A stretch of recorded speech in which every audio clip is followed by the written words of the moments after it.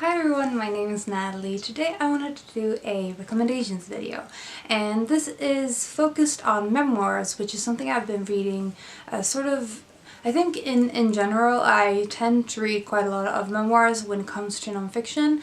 I think it is partly just because they are quite popular, and so they are often sort of put in the center of a bookstore, or I just feel like they're more in the attention, in the spotlight when it comes to nonfiction. But I realized as the most recent nonfiction book I read was a memoir, and it was a specific kind of memoir that I really like, and today I wanted to do some recommendations of goal-oriented women. Basically memoirs about women who are striving towards a specific goal and talk about their experiences. So these all have that in common. So I'm going to start off talking about the book that I recently finished, which is Leap In, A Woman, Some Waves and the Will to Swim by Alexandra Heminsley. It is about Alexandra Heminsley deciding to learn how to swim, or basically to relearn how to swim as an adult. And she picks up some swimming lessons, and she gradually becomes confident in the water. So this is a sports memoir of a kind, but it's not about a professional swimmer. It's not someone who is a competitive swimmer. It's more about her deciding that she wanted to learn how to swim properly and to enjoy the experience of being in the water. But I really enjoyed her sort of allowing the reader to follow along her journey and to see some of the problems that she comes up with in her journey, and how she sticks to her path and stays strong even when it feels hard to keep going. So that is, I think, one of the reasons I really am drawn to stories about people who have a very specific goal and idea in mind, and they work towards it. It doesn't really matter what goal it is, but it's just that it's very rewarding as a reader to follow that journey. So this book was really fun. It was very passionate and personal, while also feeling like there's a lot that could be applied in this for other types of activities or hobbies or things that you want to learn, as well as being really interesting in terms of learning about swimming and sort of the history of swimming and some of the tidbits that are quite surprising to me, at least. So I really enjoyed this, and I wanted to recommend it to you. Another book that I also read recently, and that also deals with a sport of a kind, is Winter Season by Toni Bentley, which is a memoir slash a diary of Toni Bentley's experiences as a ballerina. So it follows her one particular season of being a ballet dancer. It was published in the 80s, so there's some things that are a little bit outdated in terms of sort of some of the sort of fashion that is mentioned is slightly sort of shows the fact that this was published a while ago. But the basic ideas of this is that partly it deals with some of the things that we give up for bigger goals. She talks about some of the things that a ballerina has to give up in terms of eating, or in terms of partying, things that a lot of things that sort of compete with this interest in ballet, or this desire to be a better dancer, puts a lot of limitations on the rest of her life.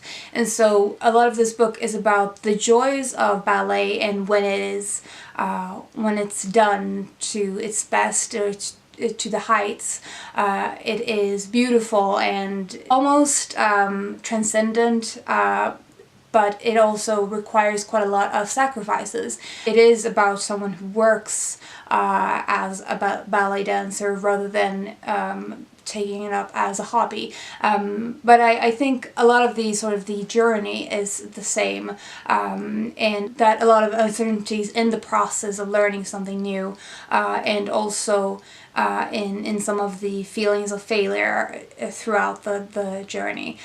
So yeah, I really enjoy this as well, and I think if you're at all interested in ballet, there's going to be a lot of tidbits as well about the dance and what it really entails behind the scenes that is really interesting. A book that deals with another sort of goal-oriented theme of a memoir, but that isn't about a sport, is In Other Words by Jhumpa Lahiri, which is a book about language learning. So when I was reading Leap In, I thought a lot about this book because a lot of the process that Alexandra talked about in learning to swim and taking this hobby up and being uncertain, and especially because she takes it up as a hobby rather than it being linked to her job. There is a sense of the goal not being really clear, and the goal not necessarily being reachable, but the process still being rewarding. And I think that is very similar to language learning.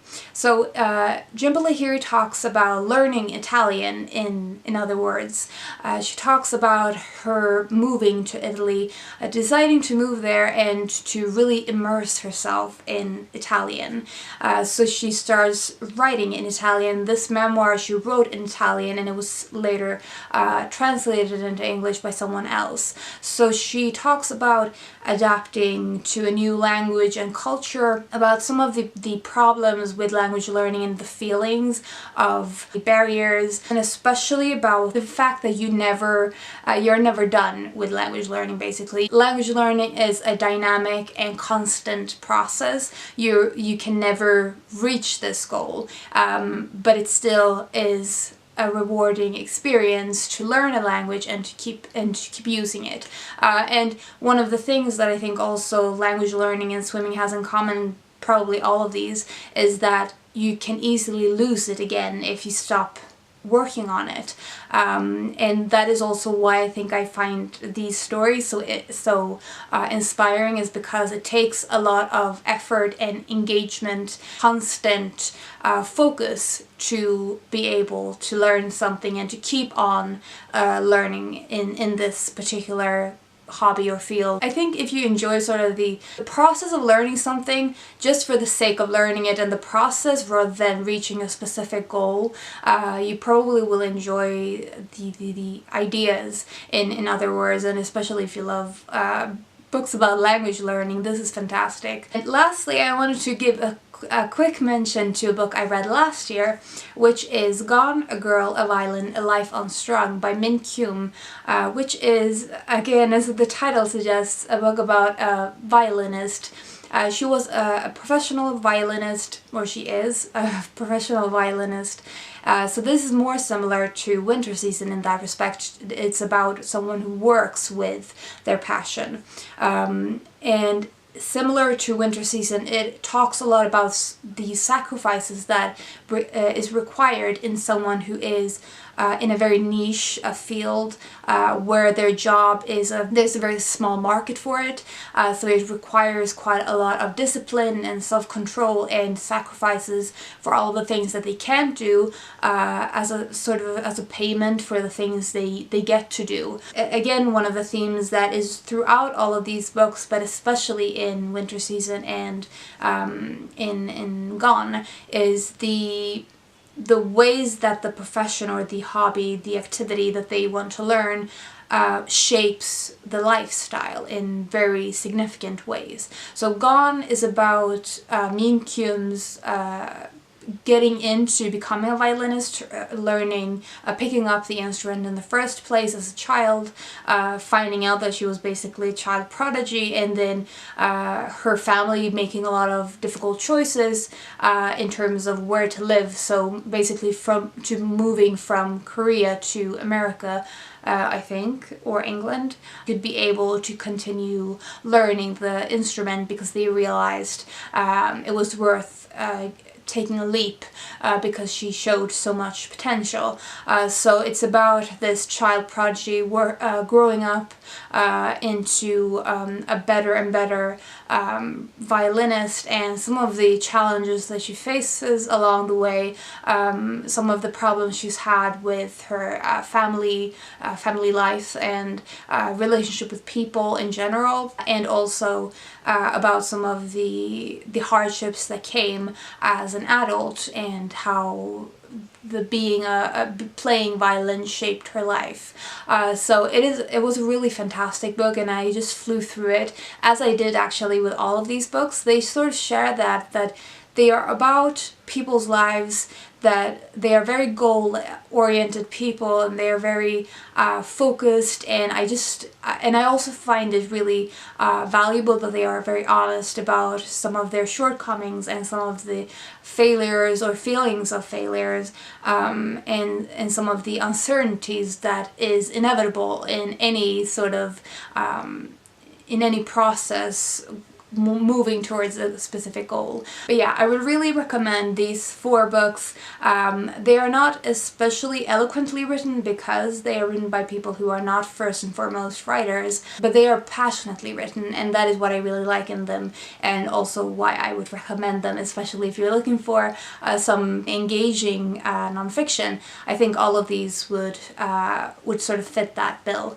So I hope you enjoyed this video. I hope any of these books sounded interesting to you. If you decide to pick them up, please let me know what you thought about them, or if you've already read them, please let me know as well. I hope you're having a really good day. I will talk to you soon.